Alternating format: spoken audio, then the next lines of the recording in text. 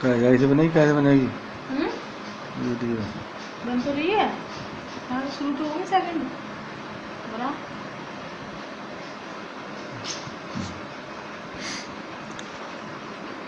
कक्षा अष्टम सामाजिक विज्ञान नागरिक शास्त्र पाठ 2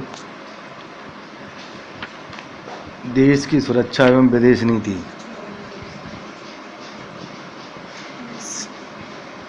सेनाओं के उपयुक्त 3 रंगों के अतिरिक्त कुछ अन्य संगठन हैं जो देश की सुरक्षा के लिए कार्य करते हैं। देश की अंतर्राष्ट्रीय सीमाओं पर स्थायी रूप से चौकसी का कार्य सीमा सुरक्षा बल बॉर्डर सिक्योरिटी फोर्स नामक संगठन करता है। समुद्र तट की सीमाओं की सुरक्षा में तटरक्षक कोस्ट संगठन कार्य करता है। इसके कार्यों में रक्षा प्रतिष्ठानों की रक्षा करना, तस्करी रोकना, खोज बचाव के दलों का गठन करना मुख्य है। तीसरा महत्वपूर्ण संगठन प्रादेशिक सेना है।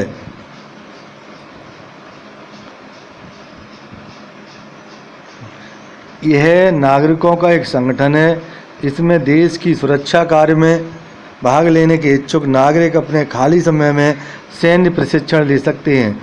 चौथा संगठन नेशनल कैडेट कोर एनसीसी है। इसमें बालकों के साथ साथ बालिकाओं का भी डिवीज़न है। एनसीसी का प्रशिक्षण विश्वविद्यालय, स्नातक उपाधि कॉलेज एवं महाविद्यालयों तथा अन्य स्कूल कॉलेजों में दिया जाता है। इस प्रकार उच्च प्राथमिक विद्यालयों में स्काउट एवं गाइड के प्रशिक्षण की व्यवस्था है। शांति काल में सेनाओं तथा सहायक संगठनों की आवश्यकता उस समय भी पड़ती है जब देश पर किसी प्रकार का आंतरिक संकट आता है। गुजरात में भूकंप, उड़ीसा में आई बाढ़, अंडमान एवं निकोबार में सुनामी के समय सैनिकों ने सहायता पहुंचाई। नागरिकों के कर्तव्य। हमारे सैनिक युद्ध के समय तथा अन्य अवसरों पर देश की सुरक्षा के लिए अपना बलिदान करने को सदा तत्पर रहते हैं। कितने ही सैनिकों ने देश के लिए अपने प्राण न्यौछावर कर दिए हैं।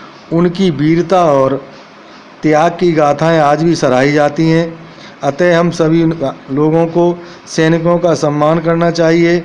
उनके परिवारजनों के कल्याण के लिए हर प्रकार के उपाय करने चाहिए। युद्ध हमेशा नहीं होता है, किंतु उसका खतरा तो बना ही रहता है। देश की रक्षा में विघ्न डालने वाले तत्वों पर कड़ी निगाह रखने में नागरिकों का सहयोग परमावश्यक है। सैनिकों के सम्मान में प्रत्येक वर्ष 7 दिसंबर को सशस्त्र सेना झंडा दिवस मनाया जाता है। भारत की विदेश नीति। किसी भी देश की विदेश नीति का उद्देश्य अपने देश के हितों की रक्षा करना है।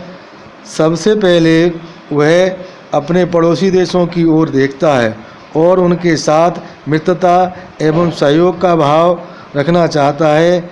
इसके साथ ही वह विश्व के सभी देशों की स्थिति को जानने का प्रयास करता है। उसी के आधार पर अपनी विदेश नीति निर्धारित करता है। द्वितीय विश्व युद्ध के बाद भारत स्वतंत्र हुआ। उस समय विश्व 2 गुटों में बटा हुआ था। एक गुट का नेतृत्व संयुक्त राज्य अमेरिका कर रहा था, दूसरे गुट का नेतृत्व सोवियत संघ कर रहा था।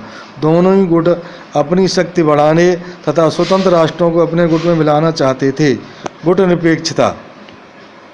विश्व की ऐसी परिस्थिति देखकर हमारी सरकार ने यह अनुभव किया कि बिना किसी गुट में सम्मिलित हुए सभी देशों के साथ मैत्रीपूर्ण संबंध बनाया जाए। इसलिए भारत ने शांतिपूर्ण एवं स्वतंत्र विदेश नीति अपनाने का निश्चय किया। शांतिपूर्ण और स्वतंत्रता की यह विदेश नीति ही गुट निरपेक्षता की नीति में बदल गई। गुट निरपेक्षता का अर्थ है कि भारत न तो किसी गुट में शामिल होगा और न किसी देश के साथ सैनिक संधियां करेगा। वह स्वतंत्र एवं निष्पक्ष रूप से अपना निर्णय लेकर कार्य करेगा।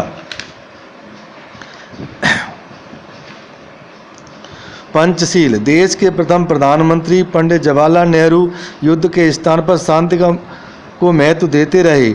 वह सभी राष्ट्रों की स्वतंत्रता एवं समानता के समर्थक थे। इसलिए किसी भी राष्ट्र के आंतरिक मामलों में हस्तक्षेप करने के भी विरुद्ध थे।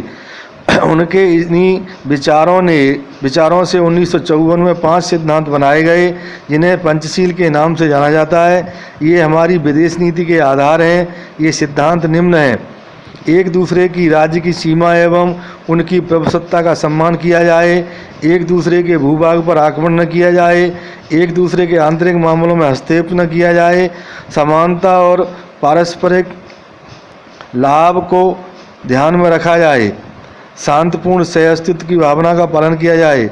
जहां हम एक दूसरे देश की एकता एवं प्रभुसत्ता का सम्मान करते हैं, वहीं अपने देश की रक्षा को भी विशेष महत्व देते हैं। भारत की विदेश नीति का यह भी सिद्धांत है कि अंतर्राष्ट्रीय विवादों का हल शांतिपूर्ण ढंग से हो।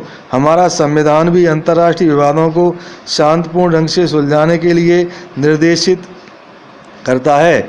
इसके अतिरिक्त भारत ने सदाई स्वतंत्रता के लिए संघर्ष करने वाले राष्ट्रों का समर्थन किया है, जैसे दक्षिण Africa, Indonesia, Malaya, Algeria, Angola और बांग्लादेश। निशस्त्रीकरण: विश्व में शांति बनाए रखने के लिए हमारे देश ने निशस्त्रीकरण, शस्त्रों को कम करने की नीति का समर्थन किया है। शस्त्रों की होड़ ने युद्ध की संभावनाएं बढ़ जाती हैं। विश्व को विनाश से बचाने के लिए भारत ने आणविक शक्ति का घोर विरोध किया है। भारत का विचार है कि यदि शस्त्र एवं सेना में अधिक व्यय न किया जाए तो विश्व में तनाव कम होगा। इसके अतिरिक्त निशस्त्रीकरण से जितने धन की बचत होगी, उसका उपयोग जन कल्याण के कार्यों में हो सकेगा।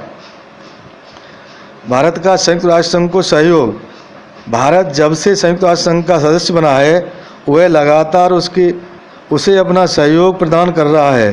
संयुक्त राष्ट्र संघ के निर्देशों के पालन में ही कोरिया के संकट के समय भारत ने डॉक्टरों का एक दल भेजा तथा कांगो में संयुक्त राष्ट्र संघ के साथ अपनी सैनिक टुकड़ियां भेजीं। सार्क दक्षिण एशियाई क्षेत्रीय सहयोग संगठन 1985 में दक्षिण एशिया के 7 देशों ने मिलकर इस संगठन का निर्माण किया। इसका स्थायी कार्यालय काठमांडू में है। नवंबर 2005 में अफगानिस्तान इस दक्षेश में सम्मिलित हुआ। अप्रैल 2007 में इसे पूर्ण सदस्य का दर्जा मिला, जिससे वर्तमान में दक्षेश के सदस्यों की संख्या 8 हो गई है। इसकी स्थापना का उद्देश्य दक्षिण एशिया के लोगों का कल्याण करना, जीवन स्तर सुधारना, आर्थिक, सामाजिक, सांस्कृतिक, तकनीकी एवं वैज्ञानिक क्षेत्र के विकास में परस्पर सहयोग देने के साथ ही आपसी विश्वास, समझ और एक दूसरे की समस्याओं के प्रति सहानुभूति रखना है। दक्षेश में बांग्लादेश, भूटान, भारत, मालदीव, नेपाल, पाकिस्तान, श्रीलंका, अफगानिस्तान आदि देश सम्मिलित हैं।